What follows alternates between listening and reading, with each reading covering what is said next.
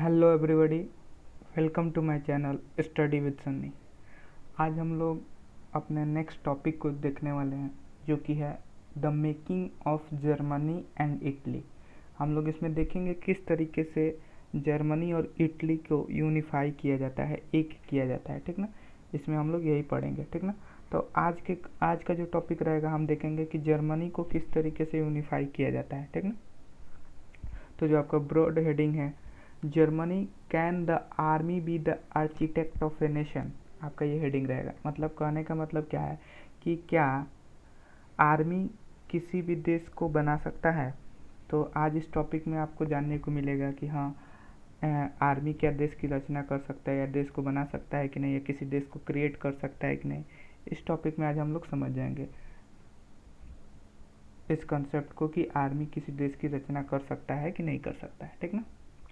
तो जैसे कि हम लोग देखें कि 1848 के बाद, ठीक ना, क्या हुआ कि 1848 में एक मिडिल क्लास, पिछले वीडियो में हम लोग क्या समझे थे, पिछले वीडियो में हम लोग समझे थे कि पहली बार यूनिफाई करने का जो प्रयास रहा, किसके द्वारा, मिडिल क्लास के जो लिबरल आइडियोलॉजी को जो फॉलो करने वाले थे, ठीक ना, उनके द्वारा जो प्रयास रहा वो असफल रहा, ठीक ना। यूनिफाई करने का जर्मनी को वो क्या रहा, असफल रहा, ठीक ना।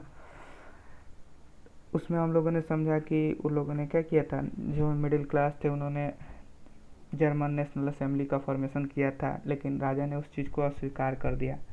लेकिन क्या हुआ, उसके बाद से 1848 के बाद से, ठीक ना, जो राष्ट्रवादी जो सेंटिमेंट्स थे, राष्ट्रवादी जो भावनाएं थी, ठीक ना, उनको कंजर्वेटिव्स के द्वारा, मतलब ये राष्ट्रवादी भावनाओं को उठाया जाने लगा। अब कंजर्वेटिव भी क्या करने लगे, जो कंजर्वेटिव आइडियोलॉजी को फॉलो करने वाले थे, यानी जो मोनार्च थे, वो भी अब राष्ट्रवादी भावनाओं को सपोर्ट करना शुरू कर दिए, ठीक ना। वो भी किस चीज़ को सपोर्ट करना शुरू कर दिए, जो राष्ट्रवादी भावना है, यानी वो लोग भी चाहते थे कि हम क्या करें, अपने स्टेट को नेशन स्टेट में कन्वर्ट कर ले, ठीक ना। और ये सब चीज़ वो किस लिए कर रहे थे, ये सब चीज़ कर रहे थे पॉलिटिकल डोमिनेशन हासिल करने के लिए, मतलब राजनीतिक जो संप्रभुत्व है, ठीक ना, उसको हासिल करने के लिए वो क्या कर रहे थे, ये जो तरीका था या जो चाल था उनके द्वारा चला गया। जैसे कि उस समय क्या था, सब लोग राष्ट्रवादी जो भावना था उसको लोग बड़ी ज़्यादा मात्रा में सपोर्ट कर रहे थे। इन्होंने सोचा कि हम भी क्या करते हैं, अगर हम सपोर्ट करेंगे तो क्या होगा, एक तो सपोर्ट करेंगे तो हमारी जो पोजीशन है वो हमेशा मेंटेन रहेगी, यानी हमारी जो राजा का पोजीशन है, मोनार्च का पोजीशन है, वो हमेशा मेंटेन रहेगा। अगर हम इसको दबाते हैं, ठीक ना, इस भावना को दबाते हैं, राष्ट्रवादी भावना को, तो लोग हमारे खिलाफ हो जाएंगे, हमको अपना दुश्मन समझ लेंगे, ठीक ना। इस चीज़ से बचने के लिए उन्होंने क्या किया, नया तरीका अपनाया। पहले तो देखते थे ना कि केवल मिडिल क्लास या जो लोअर क्लास के लोग थे वही केवल सपोर्ट करते थे किसको, नेशनल सेंटिमेंट को, यानी राष्ट्रवादी भावना को, ठीक ना, यानी नेशन स्टेट क्रिएट करने की बात वो लोग करते थे। लेकिन अब कंजर्वेटिव्स भी क्या करने लगे, इस चीज़ को प्रमोट करना शुरू कर दिए, इस चीज़ को आगे बढ़ाना शुरू कर दिए, ठीक ना, इस आइडियोलॉजी को आगे बढ़ाना शुरू कर दिए। जैसे कि हम लोग देखे थे, अभी मैंने आपको बताया कि जो 1848 में जो मिडिल क्लास जो जर्मनी की थी, जो प्रयास उन्होंने किया यूनिफाई करने का, ठीक ना, वो क्या हुआ, असफल रहा था। वो क्या हुआ, असफल रहा था, क्योंकि उस समय जो जर्मनी के प्रूसिया के जो राजा थे वो क्या हुए, इस चीज़ से सहमत नहीं हुए। और उस समय जो उनका जो मनार्ची सिस्टम था, उन्होंने भी उसका सपोर्ट किया और उस पार्लियामेंट को दबा दिया गया, इरोड कर दिया गया है, ठीक ना। उसका सपोर्ट खत्म हो गया और धीरे धीरे उसको ख़त्म भी कर दिया गया, ठीक ना।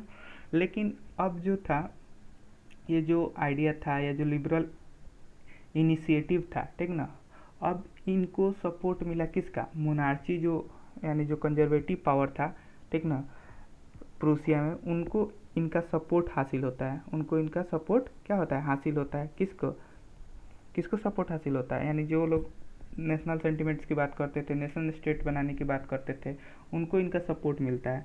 उस समय जो मोनार्च रहते हैं, ठीक ना, जर्मन जो मोनार्च रहते हैं, कौन रहते हैं, उनका नाम रहता है विलियम वन। कौन रहते हैं, जो प्रूसियन किंग रहते हैं उनका नाम रहता है विलियम वन, ठीक ना। उनको उन्होंने क्या किया कि इस आइडियोलॉजी को सपोर्ट किया कि हाँ, अब बहुत हो गया, हम लोग बहुत अलग अलग भागों में बटे हैं, हम पूरे जर्मन एम्पायर को क्या करेंगे, एक करेंगे, ठीक ना। पूरे हम लोग जर्मन एम्पायर को क्या करने वाले हैं, एक करने वाले हैं। इस चीज़ के लिए उन्होंने क्या किया, उनके जो चीफ मिनिस्टर थे, यानी जो प्रूसिया के चीफ मिनिस्टर थे, उनको ये जिम्मा सौंप दिया, उनको क्या कर दिया, उनको वो लोग ये जिम्मा सौंप दिया कि अब ये आपकी ड्यूटी है। क्या है? ये आपकी ड्यूटी है कि आप क्या कीजिए, पूरे जर्मन एम्पायर को क्या कीजिए, एक कीजिए, ठीक ना, किसी तरीके से, ठीक ना, कोई तरीका अपना के अब आप इस चीज़ को मतलब कंप्लीट कीजिए, ठीक ना। नाम याद रखिएगा, उनका क्या नाम था, उनके चीफ मिनिस्टर का नाम था ऑटोवन बिस्मार्क, ठीक ना। उनके चीफ मिनिस्टर का क्या नाम था, ऑटोवन बिस्मार्क, ठीक ना। इन्हीं के नेतृत्व में, ठीक ना, क्या होता है कि जो जर्मन एम्पायर होती है वो क्या करती है, यूनिफाई होने का, ठीक ना, प्लानिंग मतलब तैयार करती है कि किस तरीके से हम यूनिफाई कर सकते हैं, मतलब किस तरीके से हम एक हो सकते हैं। जैसे कि आपको पता था कि जो प्रूसिया एम्पायर था उसमें जर्मन जो एम्पायर था ना, प्रूसिया एक बहुत बड़ा एम्पायर था जिसमें बहुत सारे क्षेत्र आते थे, ठीक ना। तो उसमें जो जर्मन एम्पायर था या जो जर्मनी जो एज ए कंट्री था वो अलग अलग क्षेत्रों में बटा हुआ था, अलग अलग क्षेत्रों में क्या हुआ था, बटा हुआ था। तो ऑटोवन जो बिस्मार्क थे उन्होंने पूरा प्लानिंग तैयार किया कि हम किस तरीके से क्या कर सकते हैं, किस तरीके से प्रूसिया जर्मन एम्पायर को हम क्या कर सकते हैं, यूनिफाई कर सकते हैं। उसके लिए उन्होंने क्या किया, प्रूसियन आर्मी का हेल्प लिया, ठीक ना, और ब्यूरोक्रेसी जो नौकरशाह थे या जो भी और अदर पॉलिटिकल लीडर्स थे उनका भी उन्होंने मदद लिया, ठीक ना। और मदद करके उन्होंने प्लानिंग तैयार कर लिया। अब प्लानिंग तैयार कर लिया तो प्लानिंग तैयार करने के लिए प्लानिंग को इम्प्लीमेंट भी करेंगे, तो इम्प्लीमेंट करेंगे तो बहुत सारे देश हैं जो विरोध भी करेंगे। क्यों विरोध करेंगे? क्योंकि उस समय जो जर्मन एम्पायर था केवल प्रूसिया के अंदर नहीं आता था, केवल एक कंट्री के अंदर नहीं आता था, उसके ऊपर बहुत सारे कंट्री का क्या था, डोमिनेंस था, अधिकार था। जैसे कि ऑस्ट्रिया हो गया, प्रूसिया जो मतलब जो जर्मन एम्पायर था वो 3 भागों में बटा हुआ था, मतलब उसका जो ज़मीन था, उसका जो लैंड था अलग अलग कंट्री में बटा हुआ था। जैसे कि ऑस्ट्रिया के पास कुछ ज़मीन का भाग था, तो कुछ डेनमार्क के पास था, तो कुछ फ्रांस के पास था। तो इन्होंने क्या किया, लगभग 3 युद्ध लड़े, ठीक ना, 3 युद्ध लड़े। और मतलब 7 साल के अंदर उन्होंने 3 युद्ध लड़ी, किससे किससे, ऑस्ट्रिया, डेनमार्क और फ्रांस से, ठीक ना। और अंततः उन्होंने क्या की, प्रूसिया को आज़ादी दिलवा दी, यानी जर्मन एम्पायर को क्या कर दी, आज़ादी दिलवा दी, ठीक ना। और यूनिफिकेशन का जो प्रोसेस था, ठीक ना, एक करने की जो प्रक्रिया थी उसको कंप्लीट कर लिया। कौन कंप्लीट कर लिया, यानी जो राजा थे कौन, विलियम वन, और उनके जो चीफ मिनिस्टर थे ऑटोवन बिस्मार्क, इन्होंने ही क्या किया, ये सारे जो भी आइडियाज़ थे उसको उन्होंने सक्सेसफुली इम्प्लीमेंट भी किया और जर्मन को as a nation state create कर दिया या यूनिफाई कर लिया, ठीक ना। कर है जनवरी 1871 में, ठीक ना, ठंड एकदम चिलचिलाती ठंड का सुबह रहता है, ठीक ना। और ये लोग क्या करते हैं, इकट्ठा होते हैं कहाँ पे, वर्सलीज। वर्सलीज कहाँ पे, फ्रांस में, आप लोग पढ़े होंगे, ठीक ना। फ्रांस में एक प्लेस रहता है, ठीक ना, वर्सलीज। वहाँ पे एक जगह रहता है, ठीक ना, क्या नाम रहता है, hall of mirror. Hall of mirror एक हॉल रहता है, वहाँ पे ये लोग इकट्ठा होते हैं, ठीक ना। कौन कौन इकट्ठा होता है, यानी प्रूसिया के जो मिनिस्टर होते हैं या जो भी और भी जो मुनार्च रहते हैं उस समय, ठीक ना, अलग अलग नेबर जो मुनार्च रहते हैं जर्मन स्टेट के, वो लोग भी साथ में क्या करते हैं, जाते हैं, ठीक ना। किसके साथ में, विलियम वन के साथ में और ऑटोवन बिस्मार्क के साथ में वो लोग जाते हैं। और वहाँ पे वो लोग घोषणा करते हैं, डिक्लेयर कर देते हैं, प्रोक्लेम कर देते हैं, घोषणा कर देते हैं कि अब जो नया जर्मन एम्पायर होगा उसके जो हेड होंगे वो कौन होंगे, केसर विलियम। उनका क्या नाम होगा बाबू, केसर विलियम, ठीक ना, याद रखिएगा उनका नाम होगा केसर विलियम, ठीक ना। वो यहाँ पे अनाउंस कर देते हैं और जर्मनी एम्पायर यानी प्रूसिया एम्पायर को एज ए नेशन स्टेट मतलब वहाँ पे वो लोग घोषणा कर देते हैं इस चीज़ की, ठीक ना। या जर्मनी को या जो प्रूसियन एम्पायर था उसको यूनिफाई कर देते हैं, एक कर देते हैं, ठीक ना। जगह का नाम याद रखना है, हॉल ऑफ मिरर। उसके बाद से क्या हो गया, जो नेशन बिल्डिंग प्रोसेस था जर्मनी में, ठीक ना, उसने देखा, ठीक ना, किसका, जो प्रूसिया की जो स्टेट पावर थी उसको मतलब देखा गया, उसको उन्होंने दिखाया, अपने स्टेट पावर को दिखाया भी। किस तरीके से दिखाया, क्योंकि जो नए स्टेट्स ये लोग जो नए स्टेट्स इन्होंने बने थे, ठीक ना, प्रूसिया एम्पायर में जो नए स्टेट्स आए थे, जो नए गणराज्य इन्होंने आज़ाद करवाए थे, उस पर इन्होंने बहुत ही ज़्यादा जोर दिया। किस चीज़ पर ज़्यादा जोर दिया, उन्होंने पूरे सिस्टम को चेंज करने का प्रयास किया, सिस्टम को मॉडर्नाइज करने का प्रयास किया, या मॉडर्नाइज किया, प्रयास नहीं किया, मॉडर्नाइज किया, यानी आधुनिकीकरण किया। किस चीज़ का आधुनिकीकरण किया, करेंसी का, ठीक ना, जो करेंसी सिस्टम चल रही थी उसको मॉडर्नाइज उन्होंने किया। बैंकिंग सिस्टम को, लीगल एंड जुडिशियल सिस्टम को, जो पहले जो कानूनी व्यवस्था थी उसको मॉडर्नाइज किया, आधुनिकरण किया। जुडिशियल सिस्टम जो न्यायिक प्रणाली थी उसको भी उन्होंने सुधारा, ठीक ना। और इस चीज़ को देखकर, ठीक ना, मतलब ये जो प्रूसिया में जो ये सारी चीज़ें, जो सारे स्टेप्स लिए गए, ठीक ना, या जो भी प्रैक्टिस ये किया गया, ये पूरा जर्मनी के लिए क्या बना, मॉडल बना, ठीक ना। मतलब बहुत सारे और भी जो अलग अलग स्टेट्स थे, नेबरिंग जो कंट्रीज थी, उन्होंने इस चीज़ को देखा, ठीक ना। और उन्होंने भी क्या हुआ, इस चीज़ से प्रेरणा ली कि हमें भी क्या होना है, मॉडर्न प्रिंसिपल अपने अपने कंट्री में क्या करना है, अडॉप्ट करने हैं। तो ये रहा आपका पूरा कि किस तरीके से जर्मनी को यूनिफाई किया गया, ठीक ना। तो इसमें हम लोगों ने देखा कि इसमें नेशनलिस्ट सेंटिमेंट्स को कंजर्वेटिव के द्वारा भी उठाया गया था। सबसे पहले मैंने यही बात बताया था।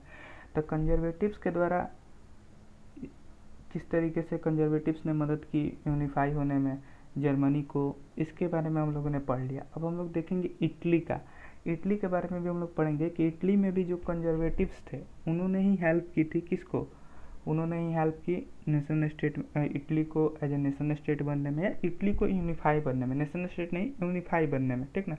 नेशनल स्टेट्स भी बोल सकते हैं, ठीक ना। तो हम लोग का नेक्स्ट वीडियो में उस चीज़ को समझेंगे। इसमें हम लोगों ने देखा, ठीक ना, क्या देखा कि किस तरीके से जो कंजर्वेटिव्स थे उन्होंने क्या किया, कंजर्वेटिव्स ने हेल्प किया, ठीक ना, आवाज़ उठाने में, ठीक ना। जो इनिशिएटिव्स मिडिल क्लास जर्मन लोग उठाए थे, जिसको दबा दिया गया था पहली बार में, उसको अब ये लोग क्या किए, इस आवाज़ को उन्होंने भी सपोर्ट किया, ठीक ना।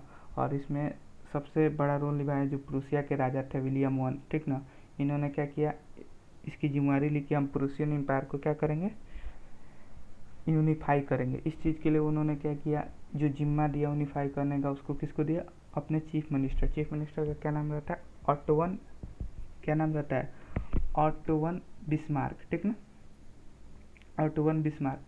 आपकी बुक में जंकर्स टर्म का एक यूज किया है, ठीक ना। तो जंकर्स कौन होते हैं, जो लार्ज लैंड ओनर होते हैं ना, जो बड़े बड़े जिम्मेदार होते हैं, ठीक ना, जिन्होंने क्या किया था, आवाज़ उठाया था, ठीक ना, मतलब वही लिबरल मूवमेंट को सपोर्ट किया था, ठीक ना, उन्हीं को जंकर्स बोला जाता है। तो क्वेश्चन पूछा जाएगा जंकर्स कौन होते हैं, तो आप बता दीजिएगा, ठीक ना। और उन्होंने क्या किया, 3 युद्ध लड़े, 7 सालों तक, किससे, ऑस्ट्रिया, डेनमार्क और फ्रांस से, ठीक ना। और फाइनली 1871 में उन्होंने खुद को क्या कर लिया, प्रोक्लेम कर लिया कि जो राजा रहते हैं विलियम वन, केसर विलियम वन, वो प्रूसिया के इम्पेरर के रूप में उन्होंने अपने आप को प्रोक्लेम कर लिया, मतलब घोषणा कर लिया। और ये कहाँ पे हुआ था, हॉल ऑफ मिरर में। ये कहाँ पे है, hall of mirror, place of, जो पैलेस है कहाँ का, वर्सेल्स का, वहीं पर है ये, ठीक ना। फिर उन्होंने, जब वो लोग नेशन बिल्डिंग प्रोसेस कर रहे थे, ठीक ना, तो उन्होंने बहुत सारी चीज़ों को मॉडर्नाइज किया, करेंसी मॉडर्नाइज किया, बैंकिंग सिस्टम को मॉडर्नाइज किया, जुडिशियल सिस्टम को मॉडर्नाइज किया। और ये सारी चीज़ से प्रभावित होकर बहुत सारे जो और भी यूरोपियन कंट्रीज थे, या और भी जो यूरोपियन एम्पायर थे, वो इस सब चीज़ से, ये जो नए प्रिंसिपल हुए, जो मॉडर्नाइजिंग प्रिंसिपल प्रूसियन एम्पायर के द्वारा लाए गए, इससे बहुत प्रभावित हुए थे, ठीक ना। यहाँ तक पूरी चीज़ें आपको क्लियर हो गई होंगी। अब हम लोग नेक्स्ट क्लास में पढ़ेंगे, ठीक ना, किस तरीके से इटली को एज ए क्या किया जाता है, इटली को किस तरीके से यूनिफाई किया जाता है, उसमें कंजर्वेटिव्स किस तरह का रोल प्ले करते हैं, इसको हम लोग नेक्स्ट क्लास में देखेंगे। मिलेंगे नेक्स्ट क्लास में, तब तक के लिए ओके बाय।